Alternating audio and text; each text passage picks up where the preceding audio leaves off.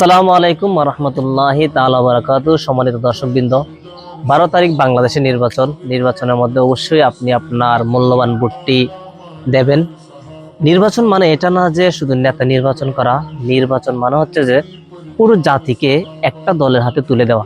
তো আপনার মূল্যবান ভোটটা আপনি তাকে দেবেন যাকে দিয়ে দেশে, সমাজের, এলাকার সংস্কার হবে, বাস্তবায়ন হবে, ভালো কাজগুলো করা যাবে। তাকে অবশ্যই আপনি আপনার মূল্যবান ভোটটা দেবেন। আপনার ভোটটা হচ্ছে যে সম্পদ, এটা আপনি এমন কোথাও দিয়েন না যেটার জন্য পরবর্তীতে আপনি আফসোস করেন বা যেটার জন্য সমাজের, রাষ্ট্রের উপর খারাপ প্রভাব পড়ে।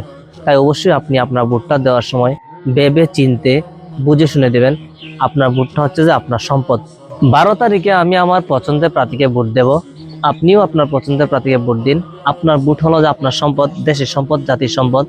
সঠিক জায়গায় সঠিক মানুষকে আপনি ভোট দিলে অবশ্যই দেশের ভবিষ্যৎ সুন্দর হবে, দেশ আরো সামনে এগিয়ে যাবে। 12 তারিখের নির্বাচন, 12 তারিখে আপনার ভোট দেওয়া সফল হোক, দেশ এগিয়ে যাক, এই কামনাই করি।